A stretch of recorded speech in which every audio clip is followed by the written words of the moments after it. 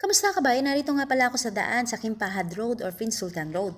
Tara't muntahan natin ang Daharan Tower o Suwayki Tower. Ito daw ang pinakamataas na tower or building dito sa Eastern Province o sa gitnang silangan dito sa Alcovar. Anyway, dito nga pala nagtatrabaho ang ate ko na bibihira ako naman bisitahin dahil para hindi ko din naman siya maabala. So, hintayin muna natin huminto ang mga sasakyan at tumawid tayo sa tamang tawiran. Kahit na malaki yung mga kalsada rito, nakakatakot tumawid dahil mabibilis yung mga sasakyan dito. Kailangan natin mag-ingat. At yun nga, kita ko na yung Daharan Tower. Malapit na ako sa katotohanan. So, naglakad ako dito sa may gilid. Napakalaki ng pader or bakuran nila talaga at napakataas. Dito sa likurang gawin na ito ay pwede kang maglakad. Medyo peaceful na. Kailangan ihanda mo muna yung mga kailangan mo dahil meron silang strict na security guard. Kailangan mo i-prepare yung iyong ikama o identification ID dahil kailangan mong mabigyan ng visitor's ID. So, yun na nga, hinanda ko na yung aking ID. Ito na ako at nagre-request na ako na bigyan ako ng visitor ID. And yun na nga, meron na. Tapos dito, papasok tayo dito sa maliit na gate na ito para kayo nasa selda, di ba? Yan. May security guard uli dito. Siya yung magpapapasok sa akin at magbubukas ng gate. And then, meron pang another gate. Dito nga kasi napaka-secure nila at napaka-safety, nakakatuwa dito. Sobrang secure ka talaga. Hindi ka makakalabas agad-agad. So, ito na ako sa loob. Ganon din naman dito. Marami din mga kabayan dito pagpasok ko eh. Ayan, katulad na lamang nitong pinto na to. Yun, una pa lang mabubungaran mo na yung mga kabayan na nagtatrabaho. Ibang klase din ng elevator dito in fairness. Ang elevator nila dito ay napakabilis. Mararamdaman mo na feeling mo ay nasa aeroplano ka dahil merong air pocket sa iyong tenga. Lol. And by the way, hindi ko pala nasabi sa inyo, kung ito ay 46 floors, nasa 32 floor yung ate ko. So, dito siya nag-i-stay.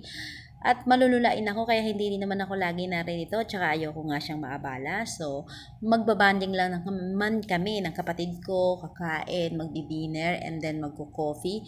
Ito nga yung gusto ko i-share sa inyo guys, yung mga views na ito, itong tanawin na ito, ang lilitan ng mga sasakyan, di ba? Kitang-kita nyo dito yung buong Kubar at Kubar Cornets, ganun din yung karagatan. Yan. Kung mapapansin nyo dun sa may banda dun sa dulo ay merong ma-blue, ayan, yung maasul-asul na yun ang dagat. 'Di ba? Tanaw-tanaw, ang gandang tanawin talaga dito pag narito ka sa taas na ere.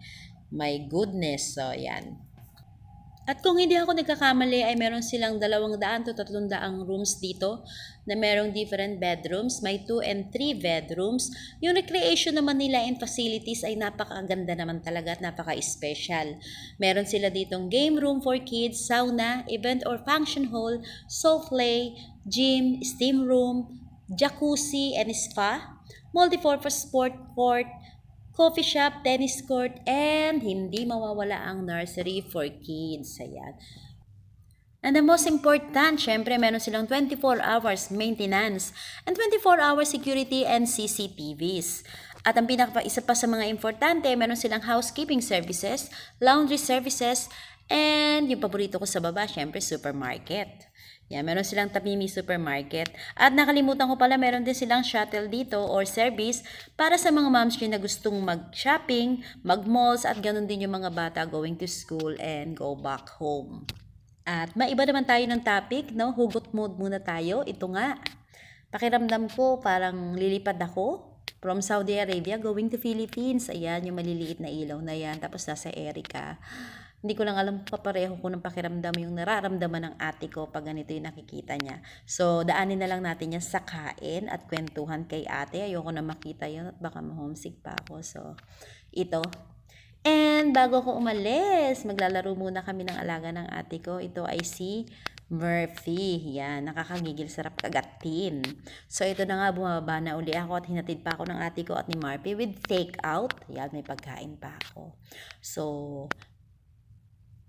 nanahimik ako dahil ako'y kinakabahan pag ako nandito sa elevator na napakabilis.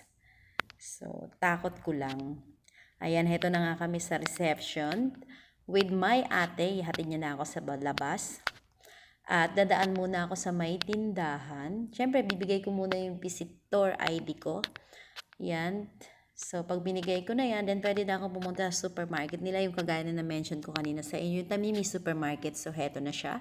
Dito sa ibaba ng building na yon or floor, na 46 floors. Sa ibaba niya sa ground ay meron siyang Tamimi Supermarket na kumpleto rin naman ang mga bilihin. Meron siyang mga prutas, vegetables, at mga Pilipino foods. Meron din naman dito at mga iba't iba pa. So, hindi ko na isa-isahin. Basta nandito na ang lahat. Bumibili rin ako dito ng mga salmon fish kasi dito mura yung salmon fish. Minsan nagpapareserve ako sa ate ko. Hindi na ako pumasok at eto na nga, paalis na ako. Maglalakad na lang uli ako palabas.